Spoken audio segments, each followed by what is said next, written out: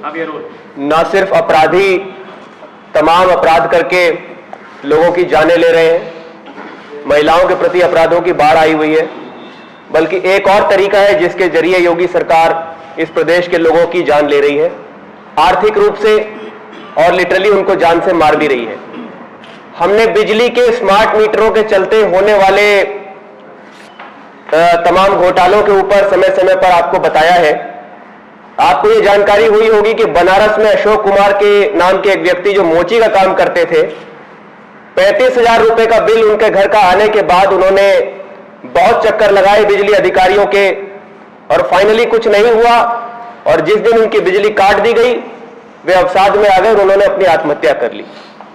दूसरा मामला सामने आया है देवरिया जिले से।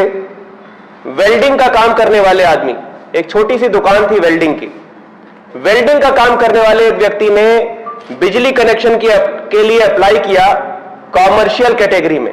कोई भी व्यवसायिक काम कॉमर्शियल कैटेगरी में किया जाता है, लेकिन बिजली विभाग ने उनको कनेक्शन दिया डोमेस्टिक कैटेगरी में, यानी घरेलू उपयोग। उन्होंने बिजली वालों को यह बताया भी कि मुझे कॉमर्शियल काम के लिए कनेक्शन चाहिए, लेकिन डोमेस्टिक कैटेगरी में बिल दिया गया, कनेक्शन दिया गया, और कुछ महीने बाद छापेमारी के बाद में छापेमारी की गई और कनेक्शन चोरी के नाम पर 5.5 लाख रुपए का उनको बिल थमाया गया।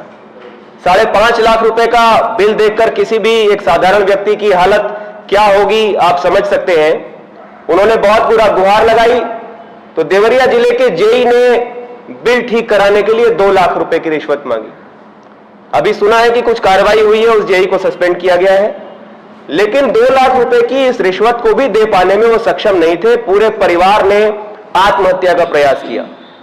यानी कि आत्महत्या का प्रयास, आप सोच सकते हैं कि हम ऐसे प्रदेश में रह रहे हैं जहां बिजली का बिल आने पर एक परिवार आत्महत्या कर रहा है।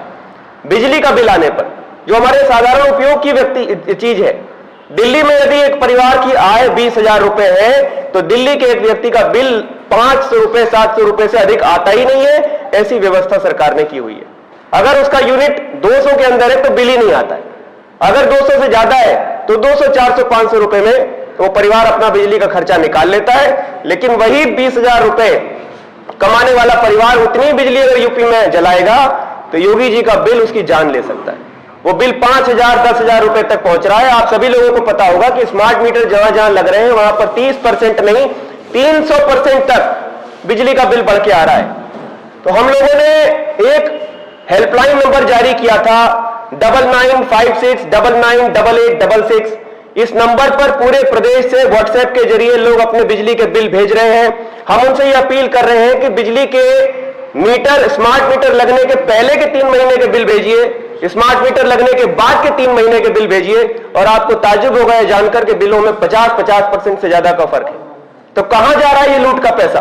आप पहले ही उत्तर प्रदेश में देश की सबसे महंगी बिजली दे रहे हैं, ऊपर से उस बिजली के अंदर भी आप डकैती डाल रहे हैं। लोग अवसाद में जा रहे हैं, लोगों की इतनी कमाई नहीं है, रोजगार के मौके चले गए हैं कोरोना काल के बाद में, और आप बिजली के मीटरों के जरिए बेशर्मी से लूट कर रहे हैं। और आपका जो तंत्र है उस लूट को जस्टिफाई करने के लिए रिश्वत मांग रहा है।